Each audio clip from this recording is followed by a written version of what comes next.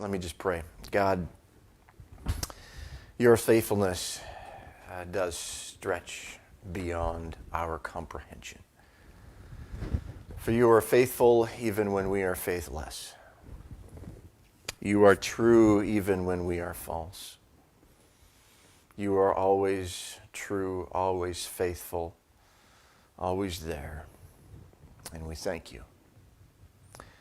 Thank you, God, that it is your desire to know us and for us to know you and to know how much you really love us. So thank you for writing the words in this book, your holy Bible, that we might know you and we might be able to rest in you forever. As we read through your words this morning, I pray, Jesus, that you would lead us and that you would speak to us and you would let us know what it is that we're supposed to know and then how it is we're supposed to live. So I ask this and I pray this in your name, Jesus. Amen.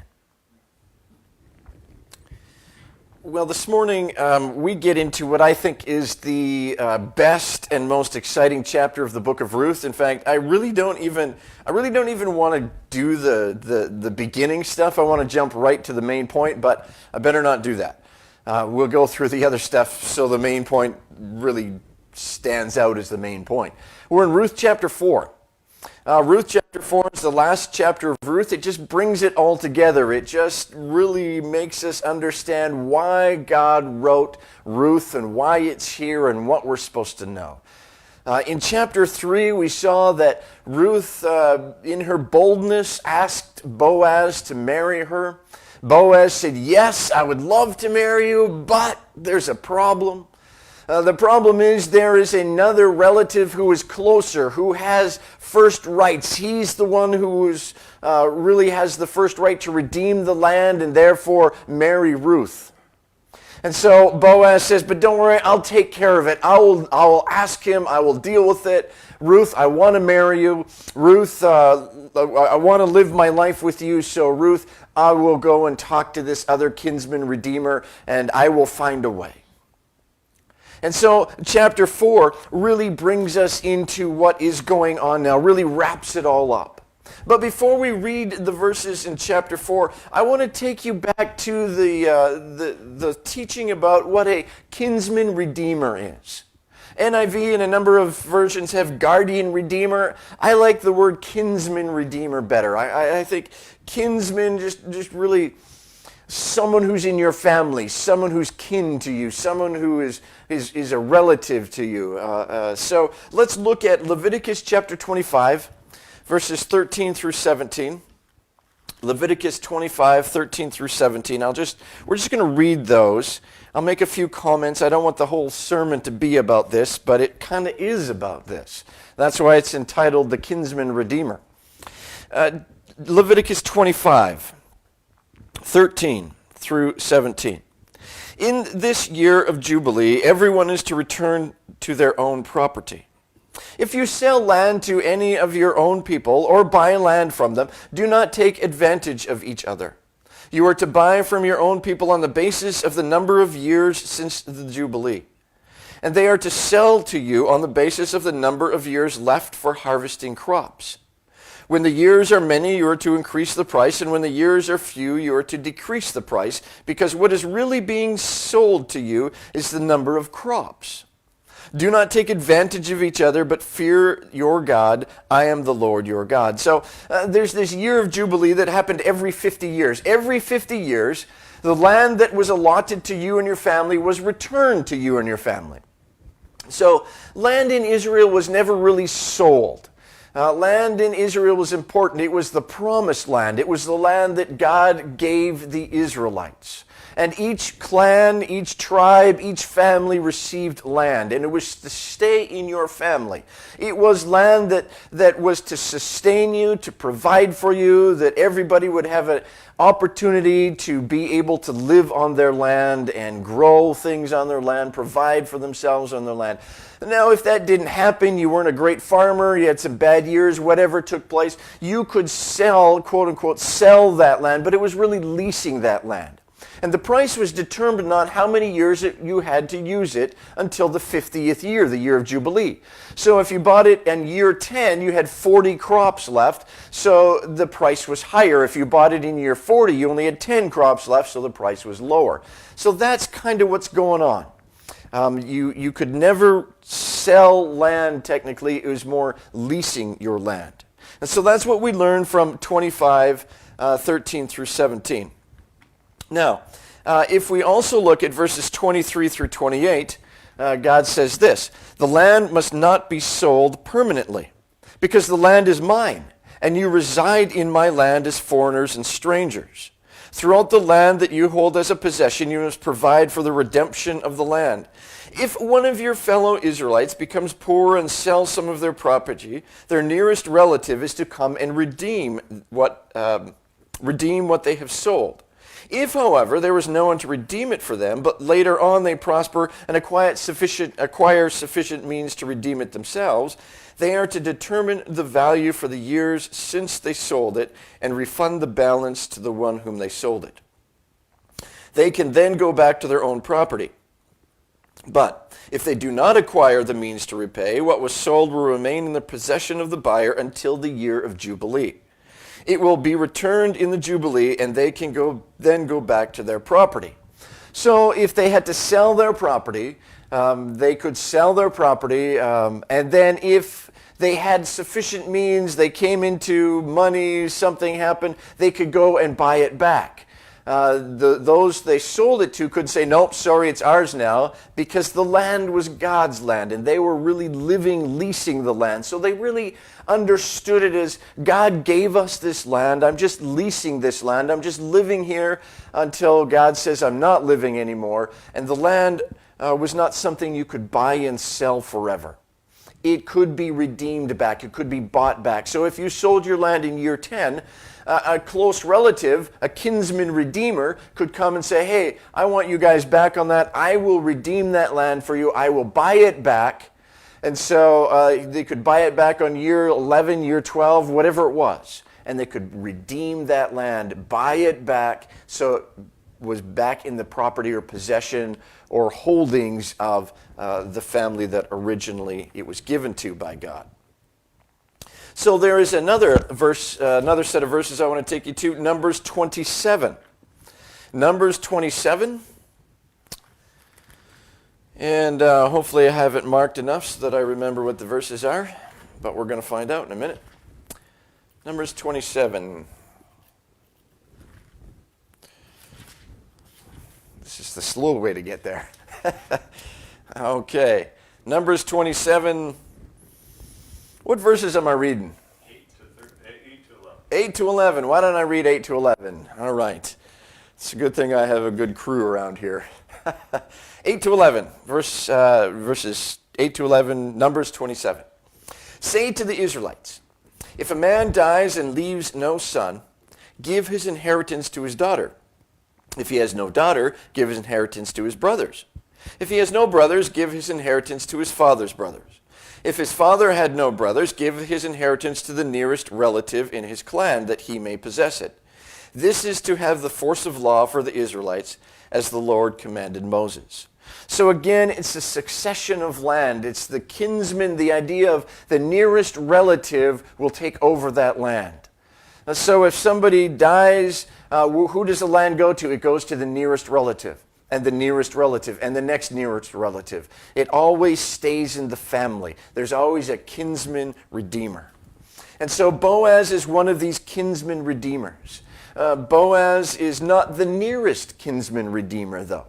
There is a nearer kinsman redeemer. And this is the problem that faces Ruth and Boaz, is the land would go to the nearest relative, the closest relative, which is not Boaz. So Boaz has to find a way to be the kinsman redeemer, not just a kinsman redeemer. He's got to go to the kinsman redeemer, and he's got to talk to him about the land and convince him not to buy and not to redeem the land, because Boaz wants to marry Ruth. The bottom line here is Boaz wants to marry Ruth, but standing in the way of his desire to marry Ruth is the next in line, the closest closest relative of Naomi and Ruth. So, verse 1, chapter 4 of the book of Ruth. And keep in mind the whole time that this is really, land and lineage are big themes throughout the whole Old Testament. Land and lineage. In fact, land and lineage is a big theme in the New Testament, in beginning of Matthew, and then Luke have lineages of Jesus. So we're talking about land and lineage. Meanwhile, verse 1, chapter 4. Meanwhile, Boaz went up to the town gate and sat down there, just as the guardian redeemer he had talked about, he had mentioned, came along. So early in that morning, Boaz says to Ruth, Ruth, you go home. Here's the grain. Don't worry about it. I'll take care of this. Boaz gets up early in the morning. He hurries on off to the city gates. The town gates, the city gates are the places that when they open those gates, people can come into the city, people can go out of the city. It's also the place that not only guards the city, but it's the place that you do business at in the city. It's the town gates. It's also the place where not only do you do business, but you conduct courts of law. Justice takes place at the town gates. So if you go to the town gates and you sit at the town gates, you are sitting there to do business. It's clear, it's evident that if you stay at the town gates, you're hanging around there, you're there for business, you're there to conduct business, you're there to conduct matters of court and law and justice. And so Boaz goes to the town gate, very clearly saying, I have a matter of the law that I need to take care of. I have some business that has to be done, and so he gets there early. Maybe just as the gates are opening. We know from the previous chapter that he sent Ruth off before the sun came up, and Boaz himself left before the sun came up, because he's out in the field. He's got to walk a few miles to get back to the city, and he wants to get there right when the gates open because he loves Ruth.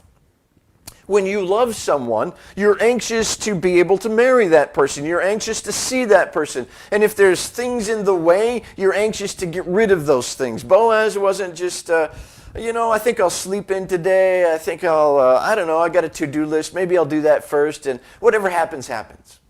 Boaz was intent on marrying Ruth. Boaz loves Ruth. Boaz wants to marry Ruth. Boaz is going to do everything he can in his power to get rid of anything that stands in the way of marrying Ruth. So he goes to the city gates. They open up. He sits down there just as the guardian redeemer he mentioned gets there. This is another one of those, and it just so happened that as he was sitting there, the guardian redeemer, the very one he mentioned to Ruth, the one in the way, the one that could ruin their plans, just so happened that he came along. The author again is saying, this is no accident. It didn't just so happen. Like, who knew? What luck? This isn't. The author is very clearly saying, God is at work. God had the guardian redeemer show up just at the same time when Boaz got there. This is no coincidence. This is not his lucky day. This is God at work. Remember, Boaz said to Ruth that there's another one there, that another nearer kinsman redeemer, but may God take care of that for us. May God give me success in dealing with him. And sure enough, God brings that guardian, that kinsman redeemer to the gate. And so there he is at the gate. He comes along, just so happens to be there at just the right time. And Boaz gets up from his seat and says, hey, come over here. Come over here, my friend. We don't know his name. He's never named because he's not important to name.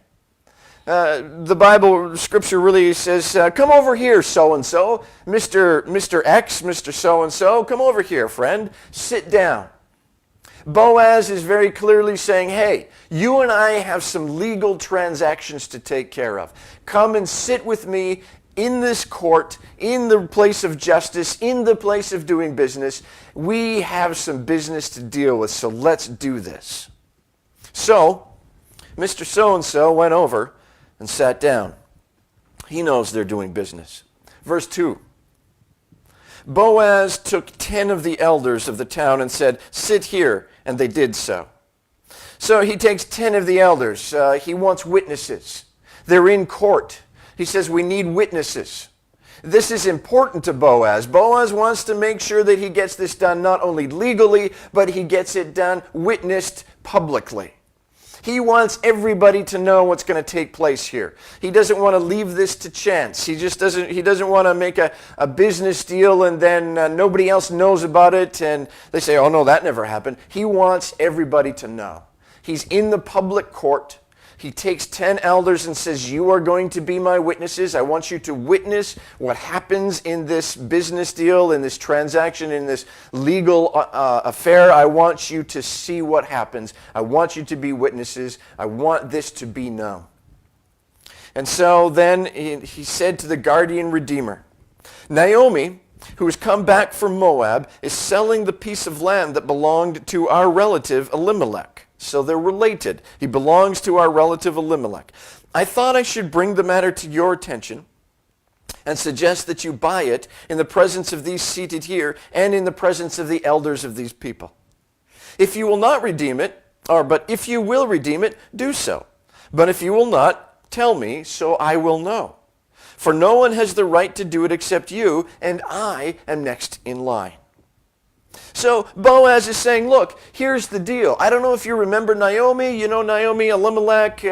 They went away. They sold the land. And now she's back. You know that. And so Naomi wants that land redeemed. It says here, you know, Naomi, who's come back from Moab, is selling the piece of land. Well, she's not technically selling the land because she doesn't own it. She owns it in the sense of it's from Elimelech's family, and in the year of Jubilee, it will return to Elimelech. We don't know how many years are to be completed before the year of Jubilee. Technically, I guess you could say she sort of owns it because it's in the family and it will come back to the family and it's never to leave the family. But she's not selling it in the sense of putting a for sale sign in her property and she is going to receive money for it. What she will not receive any money for it. That money that is going to be paid to redeem that land is going to be paid to whoever bought that land from Elimelech before they left to Moab. So Naomi is not selling it in the sense of putting the house for sale, I received the money and now I can live. She will not receive any money, and she's not selling it in the sense of putting a sign on because she doesn't own it at this point. She's not receiving any, she can't farm it, she has no control over it. It's her family's land and it will come back to her, but she doesn't own it in the sense of she can make decisions on how it's used or who lives there. It's sold. Somebody else owns it until the day of Jubilee or year of Jubilee.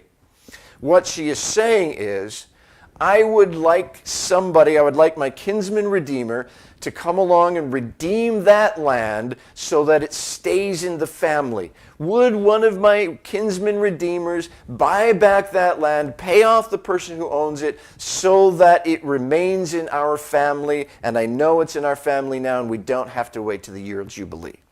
In that sense, she's selling the piece of land. She's saying, buy it back from that person. There's a technical term called, it's a technical term. I'll give it to you. It's called usufruct. U-S-U-F-R-U-C-T, usufruct. It just means that somebody technically owns a piece of land or a piece of property, but another person has the right to use that land however they want to use it and make profit off of that land without that landowner receiving a dime for it. They have usufruct of that land. It's their land to use as they see fit for however long the agreement is, and the person who owns it never receives a dime for it. It's technically theirs and will come back to them one day, but they have no right of how it's to be used because they've given that right away to someone else. Naomi is simply saying, hey, I want somebody to buy this back from the person who's using it, and it will be, the kinsman redeemer would then have it and own it as part of the family, and he could use it for however long he wanted to, and it would one day still revert back to the line of Elimelech. So that's a long description of what's going on. But that's basically what Boaz is saying. There's this piece of property, it's been sold. Ruth is saying, or Naomi is saying, hey, I give permission for a kinsman redeemer to come and buy this back, and would you come and do that? And so Boaz reports that to the next in line. He says, if you'll redeem it, do so. Hey, I want you to know that this is there. I want to be upfront about it. I want to be legal about this. You're the first guy in line, and if you want to buy it, you can buy it, but I need to let you know it is, in a sense, for sale. It's to be redeemed. Do you want to redeem it? And he says, sure, I'll redeem it. But no, wait a minute. That's not the way we want the story to go. I'll redeem it. I mean, if Naomi's there listening, if Ruth is there listening, if anybody's there listening, they're going, no, Boaz, why would you do that? Why would you tell him the land? Why would you? No, we don't want him to. I'll redeem it, he says, because it's about land and lineage. Sure, I'll take that land. Yeah, not a problem. Then Boaz said in verse 5, then Boaz throws a twist in here. Boaz says, okay, on the day you buy the land from Naomi, you also acquire Ruth the Moabite, the dead man's widow, in order to maintain the name of the dead with his property. Okay, great, glad you want to buy it. Oh, by the way, I got to tell you something. There's a bit of a complication with this deal.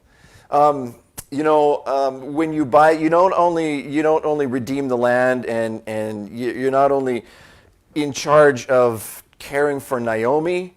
You'll be her kinsman redeemer, but there's another woman. There's another woman in the deal. When you buy back the land, you also get Ruth. So Ruth is, Ruth the Moabite. She's part of the deal. So go ahead and buy the land, redeem the land. Naomi's part of the deal. You got to take care of Naomi, but you also have to take Ruth as part of the deal. And Ruth is the widow of one of the sons, the line of Elimelech, and you're going to need to provide lineage for the line of Elimelech through Ruth. So what Boaz is really saying is, look, when you buy the land, you get to take care of Naomi. She becomes part of your responsibility, and as part of your responsibility, you get Ruth. And as part of getting Ruth, it means you have to produce a son for Ruth for the line of Elimelech. So yeah, go ahead and buy it. I just wanted you to know that, by the way, there's Ruth. And he says Ruth the Moabite.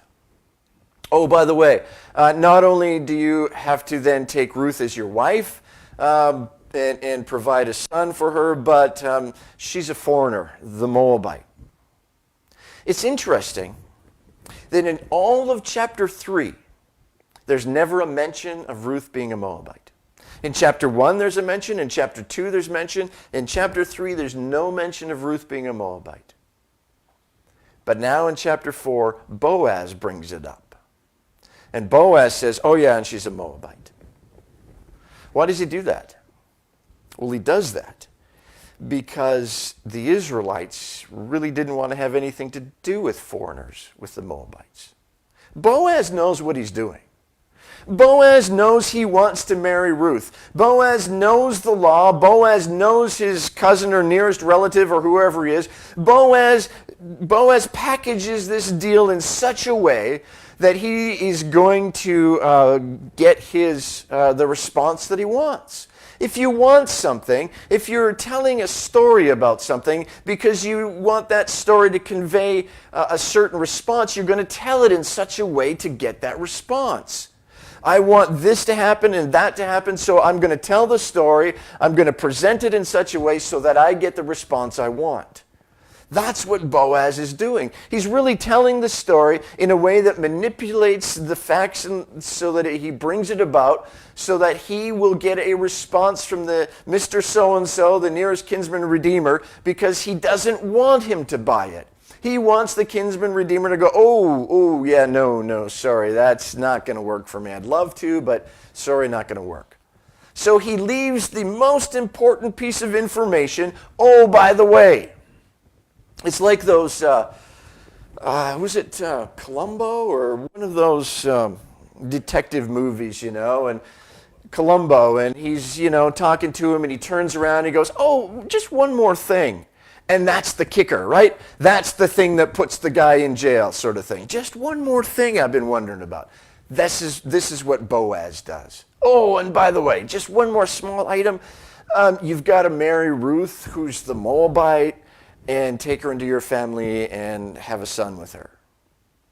At this, verse 6, the guardian redeemer said, ooh, yeah, that's not going to work for me. I cannot redeem. I cannot redeem it because I might endanger my own estate. Of course he will. Hey, you know what? I've got a wife and children. I don't need another wife, don't want another wife. I don't want to bring, that's going to endanger my whole family. It's going to endanger my whole estate. I would love to buy the land and use the land, but that just really complicates inheritances and who gets what. And you know what? I don't want to go there. I could provide for Naomi, not a problem, but Ruth, that's just more than I'm willing to do. So he says, I cannot redeem it. You redeem it yourself. I cannot do it. He's saying, I give up my rights as the kinsman redeemer, and I hand it to you. You, Boaz, are now not only a kinsman redeemer, but Boaz, you are the kinsman redeemer. I give my right as the kinsman redeemer to you. So, now in earlier times, verse 7, in earlier times in Israel, for the redemption and transfer of property to become final, one party took off his sandal and gave it to the other. This was the method of legalizing transactions in Israel. So they didn't have paper and pen like we do, and you didn't go to the title office and fill out all that paperwork or online or whatever. They didn't have that. The way they gave their signature, the way they gave their word, the way they gave something of real property to make it legal was they took off a sandal. Here's my sandal. Here's my bond, here's my word, here's my signature to you. So in essence, they're signing the deal. They're making it legal in front of the 10 witnesses at the court, and other people are surrounded and surrounding them watching what's happened. So the guardian redeemer said to Boaz, buy it yourself. And he removed his sandal. I give you my rights to buy that. I sign over my rights of the kinsman redeemer to you. Here's a contractual agreement. Then Boaz, verse 9, announced to the elders and all the people. So Boaz wants to make this public. That's why he went there in the first place. He could have just privately said, hey, let's work this out, but he wanted it to be legal. He wanted it to be binding. He wanted it to be known. He wanted everybody to know what had just taken place, so there were no misunderstandings, there were no rumors, there were nobody could say anything that this was somehow below board. This was all above board. So he announces to the elder and all the people, today you are witnesses that I have bought from Naomi all the property of Elimelech, Kilion, and Mahlon. He names all the parties involved. I've also acquired Ruth the Moabite, Mahlon's widow, as my wife, in order to maintain the name of the dead with his property. See, it's about land and lineage. So that his name will not disappear from among his family or from his hometown. Today you are my witnesses. He's saying, I own this property. I am now the owner of the property. I have the legal right to buy it, and I am buying it. I now have the legal right to marry Ruth, and I am marrying her. I have the legal right to continue the line of Elimelech, and I will buy this property, and I will continue the line of Elimelech, and this is what I'm doing, and you all see that I'm doing it. Are you in agreement with that? In verse 11, then the elders and all the people at the gate said, yes, we are witnesses. We agree with what you just said. We witnessed this. And then the crowd says, which is amazing because this is a court of law, but the crowd responds with a blessing. May the Lord make the woman who is coming into your home like Rachel and Leah, who together built up the family of Israel. May you have standing in Ephrathah and be famous in Bethlehem. Through the offspring the Lord gives you by this young woman, may your family be like that of Perez, whom Tamar bore to Judah. There's a lot going on in this blessing. What they're doing first is they are inviting Ruth into the family of Israel. Ruth is no longer a Moabitess. She's no longer a foreigner. May this woman be like Rachel and Leah. Rachel and Leah were the ones who gave the sons to Jacob to have the 12 tribes of Israel. They were the mothers of the tribes of Israel. So they are saying, they are inviting Ruth into the family of Israel. She is no longer a foreigner. We will no longer look at her as Ruth the Moabitess. May she be like Rachel and Leah. May she have lots of children. May she be blessed. May she be an integral part of who Israel is. And may you have standing in Ephrathah and be famous in Bethlehem. May your name, Boaz, be continually spoken in Bethlehem. Ephrathah is just another way of saying Bethlehem. It's a bit of poetry. May you have standing in Bethlehem. May you be famous in Bethlehem. May your name now be praised, and may your name, when you are gone, continue to be used. May you be famous. May you never be forgotten. May your name, Boaz, be a blessing to the nation Israel. May it never be forgotten.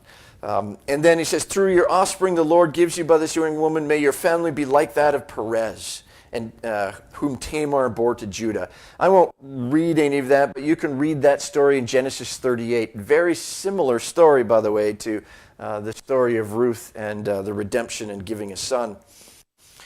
They are saying by this, may you continue the line of Judah. See, Boaz is from the line of Judah. Judah had a son with Tamar whose name was Perez. And Boaz is from that line of Perez. May you, Boaz, have a significant role, a significant lineage in the line of Judah.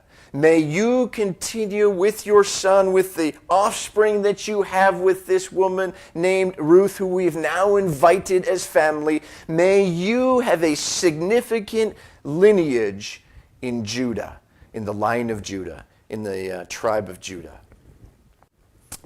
May you have many descendants. May they be remembered. May they be significant.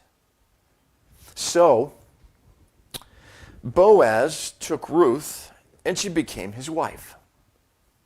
When he made love to her, the Lord enabled her to conceive, and she gave birth to a son. So that's an interesting phrase. Boaz took Ruth to be her wife, and the Lord enabled her to conceive. A couple of things going on here.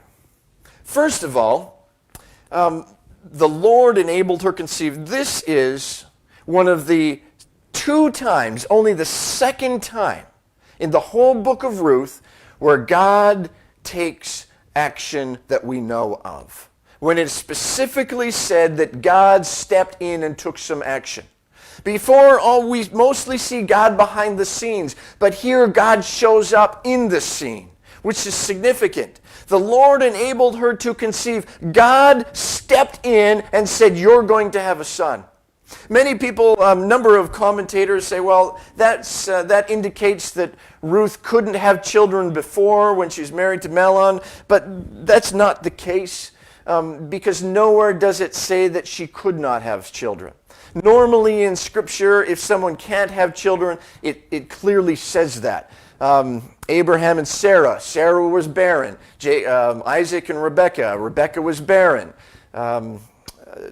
Zechariah and Elizabeth. Elizabeth was barren. Almost always, when someone is barren and then God opens their womb, they're barren and God opens their womb. Samuel's mother, Hannah, she was barren, but God opened her womb. This isn't that phrase. This is the Lord enabled her to conceive, and she gave birth to a son. This is God stepped in. This is significant. This is God showing up. This is God doing something. When God shows up in Ruth, in the book of Ruth, he's doing something. We pay attention. The author is saying, here's the point of the whole book. Here's the main idea. Here's why this is here. It is about the son that she gives birth to. God shows up. He takes action.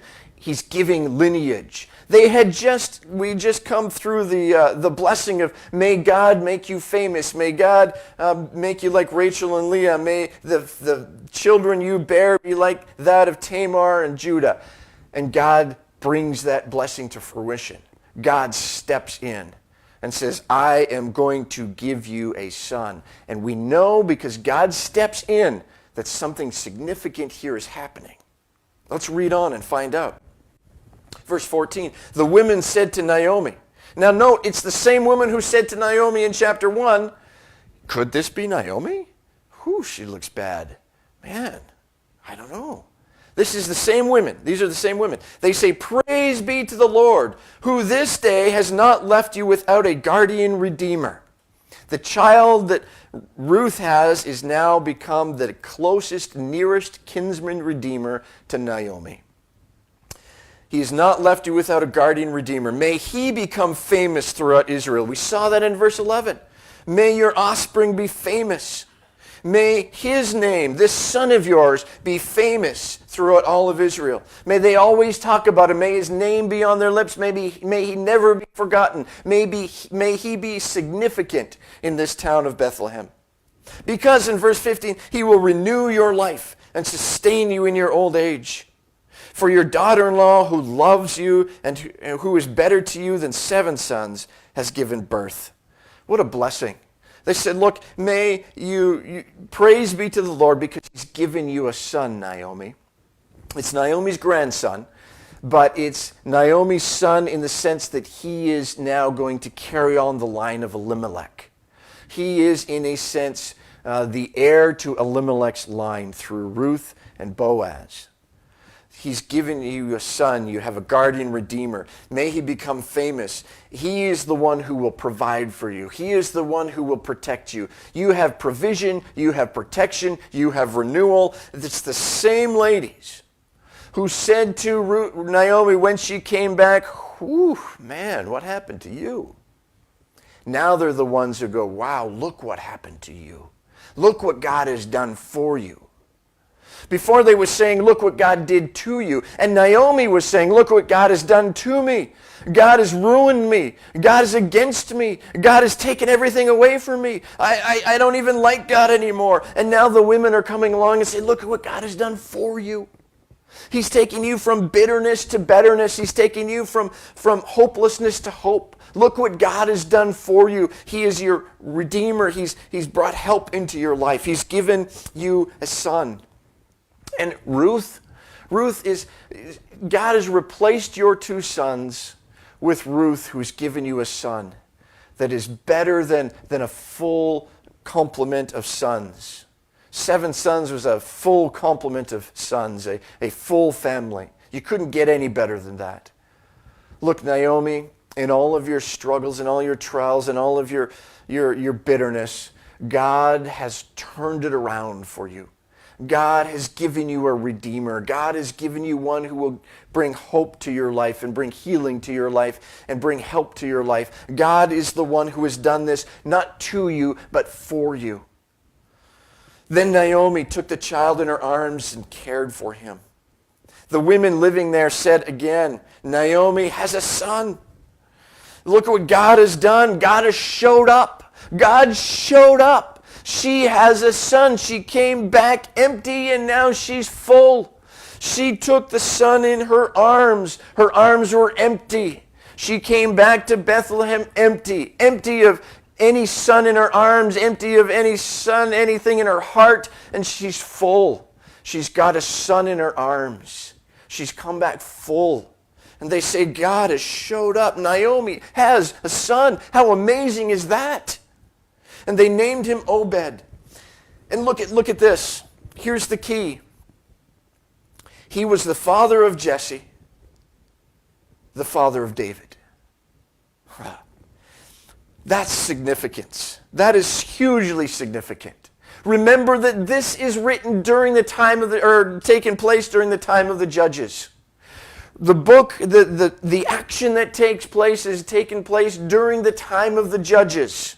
During the time of wickedness, during the time of chaos and confusion and corruption, during the time when it is said that Israel had no what? King. When Israel has no king, when everyone's doing what is right in their own eyes, when everyone does whatever they want to do, when nobody is setting up God as king, when nobody is following truth, they have no king. In the midst of that, in the middle of that, in the darkness of the chaos, God brings about a son who's the grandfather to who? The greatest king that Israel ever had. King David. The author is telling us, we are to learn, we are to see that God is at work, bringing about design and order and hope in our lives, even during the most confusing, chaotic, and dark times. In the darkest times of our life, God is at work, bringing light, bringing order, bringing design. God never stops working. You know what the only other time that shows up in the book of Ruth where God shows up? Chapter 1, verse 6. When Naomi heard in Moab that the Lord had come to the aid of his people. When Naomi heard that God showed up in Israel, everything started. God showed up. It's the book ends. God showed up at the beginning of the book, and he shows up at the end of the book. And everything else in between is a result of God showing up. Maybe not in a significant way, but God is there the whole time. Every decision that they make, God is in it. Because God showed up, Naomi decides, I'm going back. Because Naomi decides she's going back, one of her daughter-in-laws decides she's going to go with her. So she makes a decision to go with her. They make a decision to go back to Bethlehem. They make a decision to go into this field to glean. They make a decision to ask Boaz to marry. All the decisions they make are known by God, are bookended by God.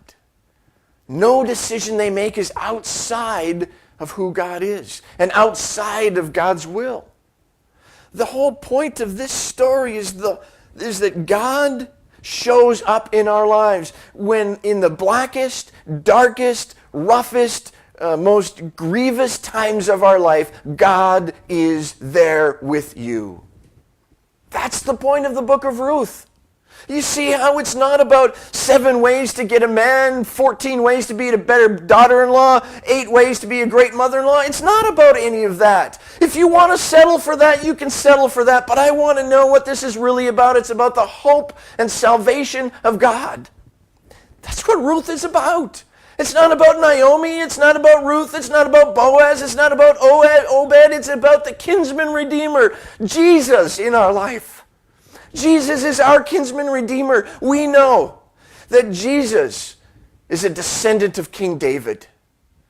Jesus shows up in our world because God showed up in this dark time, in the time of Judges, to bring about a kinsman redeemer for Naomi and Ruth, to bring about for us our kinsman redeemer. See, the way it all ends is this genealogy of David. The author's making the point. This then is the family line of Perez. Perez was the father of Hezron, Hezron the father of Ram, Ram the father of Abinadab, Abinadab the father of Nahshon, Nahshon the father of Salmon, Salmon the father of Boaz, Boaz the father of Obed, Obed the father of Jesse, and Jesse was the father of David. It's about the King. It's about hope. It's about in our darkest days, in our worst moments, in our most grievous times in life, God is with you. He's bringing design from chaos, order from confusion. He's bringing hope from hopelessness. Jesus is our kinsman redeemer. When humanity sold the land, the earth, humanity sold the Garden of Eden to Satan for a piece of fruit, Jesus came back as our kinsman redeemer. And Jesus, by his death and resurrection on the cross, redeemed the land and the lineage of God. He is our kinsman redeemer. Jesus came along and said, I will die for them. I will buy back the land. I will make sure they are sons and daughters of God. I will restore them to the true lineage of the King. The book of Ruth is about hope. It's about healing. It's about from bitterness to betterness, from hopelessness to hope. It's God at work. It's God's plan. It's hope, it's help, it's healing. It's Jesus, our kinsman redeemer. I don't know what's happening in your life, but I know life happens. And maybe you are going through the darkest period in your life. Maybe you are stuck in grief. Maybe you're stuck in corruption. Maybe you're stuck in sin. Maybe there's some sort of addiction. I don't know what it is. But I want you to know that God is there. God is at work. God has shown up. He shows up with Jesus. I've seen some really beautiful tapestries. When I went to India, there were some beautiful tapestries that were made. Just amazing how they weave them, and the picture on the front is absolutely amazing. Intricate, colorful, amazing. But you turn around those tapestries, and they're the most chaotic, confusing, ugly things you've ever seen. String, all the thread going everywhere. It's confusing. It makes no sense. And then you flip it over, and it's the most beautiful pattern, design, and purpose you've ever seen. Stop living our lives with the back facing forward. You don't take that rug and put it on the floor for people to see the chaos and confusion. You put it on the right side because it's beautiful. Your life is being made beautiful by God.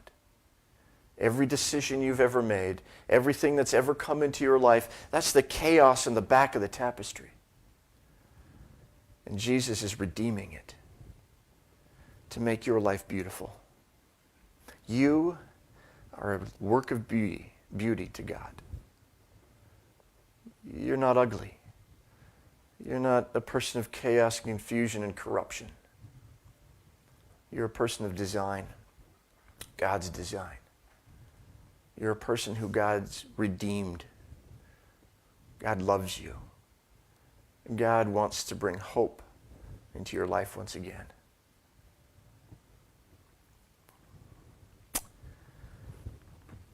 Would you trust Jesus? Would you be willing to turn over the tapestry and see the beauty?